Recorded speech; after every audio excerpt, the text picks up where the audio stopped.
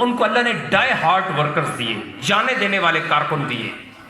جو اپنی جان سے بڑھ کے ان کے ساتھ محبت کرتے ہیں، پاکستان اور پاکستان سے باہر پوری دنیا کے اندر۔ اور اس کی واضح مثال آپ کے سامنے ہے کہ جب 17 جون ہوتا ہے سانیہ ماڈل ٹاؤن، 14 لوگ اس میں شہید ہوتے ہیں، کسی ایک شخص کو بھی گولی پیٹھ پہ نہیں لگی، سب نے اپنے سینوں پہ گولیاں کھائی۔ یہ سب سے بڑی بات ہے۔ اور اس وقت کی حکومت کے تمام تر جبر کے، ظلم کے، بربریت کے باوجود ہم دھرنے کے لیے اسلام آباد پہنچ گئے۔ آپ نے دیکھا کہ کربلا کا منظر تھا، اس وقت سب کچھ بند کر دیا گیا تھا، گھروں پر چھاپے پڑ رہے تھے، گرفتاریاں ہو رہی تھی۔ اس تمام تر جبر اور ظلم کے باوجود ہم لاکھوں کی تعداد میں اسلام آباد کی سڑکوں پر پہنچے، ہم نے دھرنا دیا۔ اس کے بعد بھی ابھی کچھ مہینے پہلے کچھ جماعتوں نے دھرنا دیا تھا، نہ کسی نے آنے سے روکا، نہ کسی نے جانے سے روکا، خود ہی آئے اور چلے گئے۔ یہ بھی نہیں پتا آئے کیوں، تو یہ بھی نہیں پتا گئے کیوں، تو کہتے ہم نے بھی دھرنا دیا۔ دھرنا تو وہ تھا جو ہم نے اس وقت کی سٹیٹ کے ساتھ، جو جابر حکومت، جزیدی حکومت تھی، اس کی جبر، ظلم اور تشدد کے باوجود لاکھوں کی تعداد میں لوگ روڈوں پہ نکلے اور اسلام آباد کے اندر کھلے آسمان کے نیچے 70 دن بیٹھے۔ اور وہ کیوں بیٹھے؟ وہ ایک کاز کے لیے بیٹھے، ایک مقصد کے لیے بیٹھے۔ وہ کوئی پاگل نہیں تھے، وہ خواتین، وہ بچے، وہ بزرگ، بوڑھے 70 دن ایک قیادت کے ساتھ ایک گول اور ایک کاز اور ایک مقصد کے لیے بیٹھے تھے۔ اور وہ مقصد یہ تھا کہ ڈاکٹر طاہر القادری اپنی سپیچز کے ذریعے، اپنی پریس کانفرنسز کے ذریعے قوم کے 22 کروڑ عوام کے ایک ایک فرد کو جھنجھوڑ رہے تھے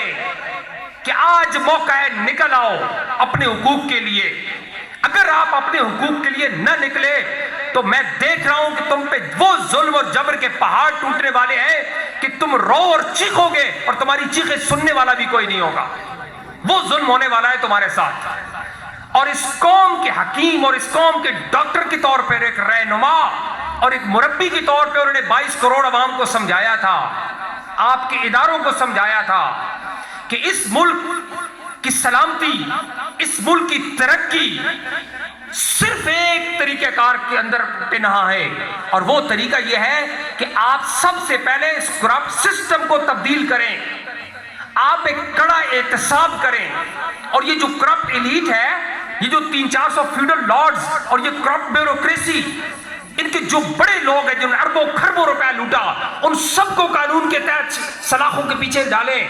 ان سے لوٹا ہوا پیسہ واپس لیں، سخت قسم کا بے رحم احتساب کریں، اس کے بعد ریفارمز لائیں، اصلاحات کریں، اور اس کے بعد الیکشن میں جائیں، تب اس الیکشن کے نتیجے میں اس قوم اور ملک کو کوئی فائدہ ہو سکتا ہے۔ یہ بات انہوں نے ایک دفعہ نہیں، سینکڑوں بار اپنی سپیچز اور پریس کانفرنسز میں بتائی، لیکن 22 کروڑ بھی اندھے ہو گئے، بہرے ہو گئے، اور وہ ادارے بھی بہرے ہو گئے۔ وہ کہہ رہے تھے نہیں ڈاکٹر صاحب جو بات آپ کرتے ہیں وہ سخت بات ہے، انقلاب۔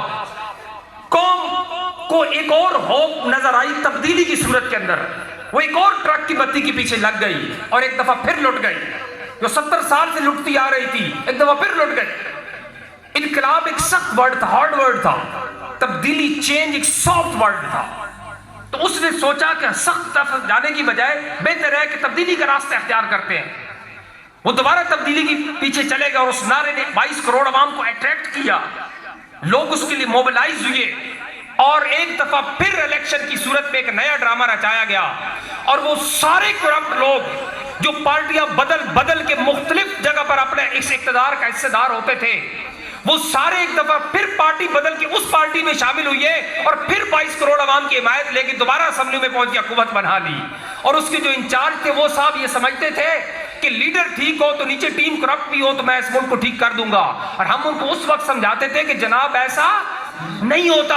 اگر ایک ہیرے کو بھی نمک کی کان کے اندر رکھو گے تو وہ کچھ عرصے بعد نمک بن جائے گا۔ ایک کیپیبل شخص، ایک قابل ترین اور آنےسٹ شخص بھی اگر اس کرپٹ سسٹم کے اندر رہے گا تو وہ بھی اس سے سسٹم اس کو کرپٹ کر دے گا اور اس کو نائل کر دے گا، اس کو تبدیلی کا راستہ نہیں دے گا۔ اور ہماری بات کو 5 سال تو بڑی دور بات ہے، 1 سال بھی وہ تبدیلی برداشت نہیں کر سکی اور ان کے ٹانگیں لڑکھڑانے لگ گئی اور قوم کا بخار اتر گیا صرف 1 سال کے اندر۔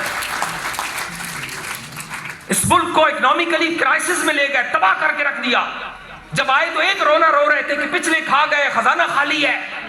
تو اس کے لیے گئے سعودیہ کے پاس پیسے لینے، ان سے بہت سارا مال اکٹھا کیا، لائے، پھر بھی خزانہ نہیں بھرا۔ پھر UAE کے پاس گئے، ان کی ڈرائیونگ کی، ان سے پیسہ لیا، پھر بھی خزانہ نہیں بھرا. پھر چائنا کے پاس چلے گئے کہ ہمارا دوست کنٹری ہے، اس سے لے لیتے ہیں، پھر کام چل جائے گا، پھر بھی کام نہیں چلا.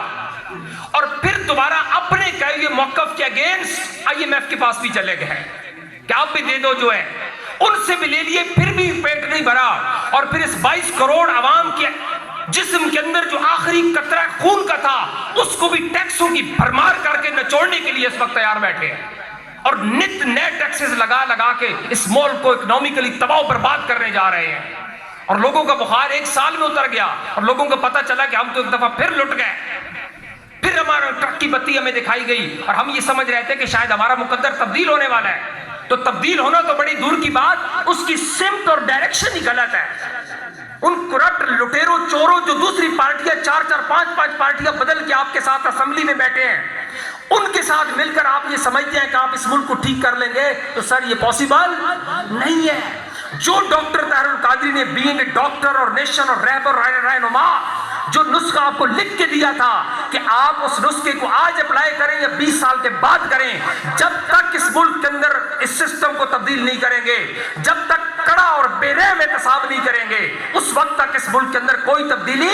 نہیں آ سکتی. اور آپ نے دیکھا کہ وہ سارے چور و چکے جن کو پکڑا تھا